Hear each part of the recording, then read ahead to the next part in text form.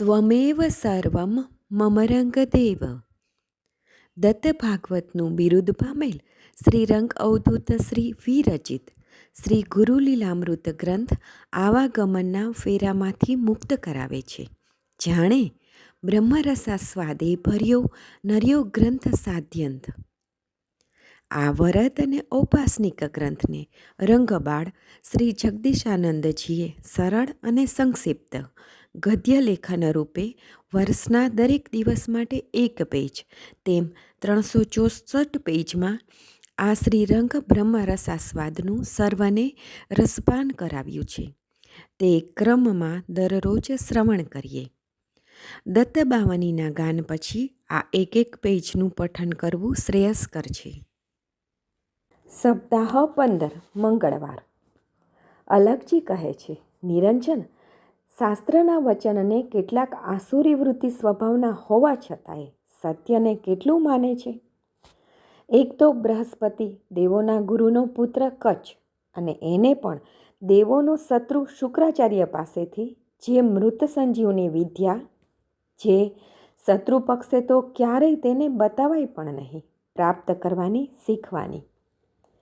દેવો અને દૈત્યોના યુદ્ધમાં જેના થકી દૈત્યોનો ક્યારેય પરાજય થતો નહીં, દૈત્યોના મૃત થયેલા દૈત્યગણોને જે વિદ્યા થકી પુનઃ જીવંત કરવામાં આવતા હતા તે જ ગુપ્ત વિદ્યા શત્રુ પક્ષે શીખવાડવાની હોય, તે કેવી વિપરીત વાત કહેવાય. જેમ કે આપણા જ ઘરમાં કોઈ અજાણી વ્યક્તિ આવીને આપણી જ રક્ષા કરવા રાખેલ શસ્ત્રથી આપણને જ ઘાયલ કરી જાય તો કેવી વિચિત્ર વાત લાગે. જગત શું કહેશે? અહીં શુક્રાચાર્ય મૃત સંજીવની સિદ્ધ દૈત્યાચાર્ય છે અને શત્રુ દેવગુરુનો પુત્ર કચ્છ એ મૃત સંજીવનીને સિદ્ધ કરવા આવ્યો છે. કચ્છ આવ્યો તો ખરો, પણ દેવ ગુરુ રાજગૃહે મિત્રગૃહે ક્યારેય ખાલી હાથે ન જવાય તે શાસ્ત્રના વિધાનથી સમિધા આદિ સત્કાર સામગ્રી લઈને આવ્યો છે. આશ્રમમાં આવવાનો એનો મૂળ હેતુ કયો હતો, તે કોણ છે વગેરેની પ્રશ્નોત્તરી પૂછતા તે કશું છુપાવતો નથી, નિર્ભય બની બધું જ સત્ય કહે છે. જેમ કે આપણે એક અજાણી વ્યક્તિ તમંચો લઈને ધસી આવે ને એમ કહે, હું તમને ગોળી મારી નાખવા આવ્યો છું, તો એ સમયે આપણે આપણા બચાવ માટે શું કરીએ? એટલે કે આપણો જીવ બચાવવા આપણે બધું જ કરીશું. શુક્રાચાર્યના આશ્રમમાં કચ્છ આવ્યો તો વિદ્યા પ્રાપ્ત કરવા, એટલે વિદ્યાર્થી અતિથિ થયો કહેવાય. હવે એ વિદ્યાર્થી ગમે તે હોય, પણ તેને જો પાછો કાઢે તો શાસ્ત્રના વિધાનને અધીન પુણ્યક્ષય થાય, એટલે કે દોષ લાગે. અહીં ખૂબ વિચારવા જેવી વાત છે કે આપણા સંસાર જીવનમાં પણ આપણે દ્વારે ગમે તે વ્યક્તિ, પશુ પંખી ગમે તે સમય આવે તો તેનો યોગ્ય સત્કાર થવો જોઈએ, અને તેનું આવવાનું પ્રયોજન શું છે તે જાણી તેને યોગ્ય સાથ સત્કાર આપવો જોઈએ. અહીં જેને દૈત્ય અસુર દાનવ કહીએ છીએ તેમના ગુરુઓ પણ શાસ્ત્રના નિયમને અધીન રહીને પાપ પુણ્યનો પણ પ્રત્યેક પલે વિચાર કરતા હોય છે. તો આપણે માનવ થઈને પણ આપણા વર્તમાન જીવનના વ્યવહારનો હર પણ વિચાર કરવો જ જોઈએ. દૈત્યગુરુ શુક્રાચાર્ય કચ્છને અતિથિ માન્યો અને તે પણ વિદ્યા પ્રાપ્ત કરવા આવ્યો છે, તેથી તેને વિદ્યાર્થી કહ્યો છે. વિદ્યાગુરુઓનું ધ્યેય પણ એ જ હોવું જોઈએ.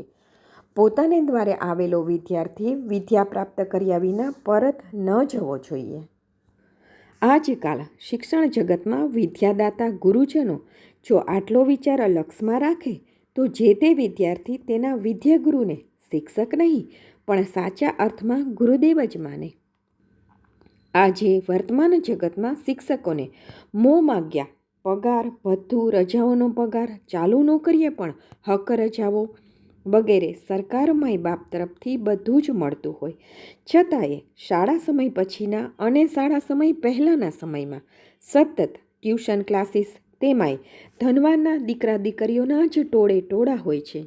જે વિદ્યાર્થી ભણવામાં ખૂબ જ તેજસ્વી હોય પણ તેને તેની પરિવારની અતિ ગરીબ પરિસ્થિતિને લઈને તે તેની અભ્યાસની મૂંઝવણ કહી શકતો ન હોય, તો તેવા વિદ્યાર્થીઓને વિદ્યાદાતા ગુરુઓએ પોતાના જ સંતાન સમજી તેને વિદ્યાદાનની બધી જ મદદ કરવી જોઈએ, અથવા તો પોતાનું ગ્રુપ બનાવી આવા વિદ્યાર્થીઓ માટે કંઈક કરી છૂટવાની સદ્ભાવના હોવી જોઈએ.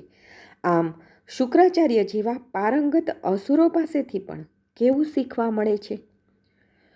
ભગવાન શ્રી રંગાવતૂતજીએ પણ શિક્ષણ જગત માટે વિદ્યાર્થીને દેવ સમાન ગણીને છાત્ર દેવો ભવનું સૂત્ર આપ્યું છે.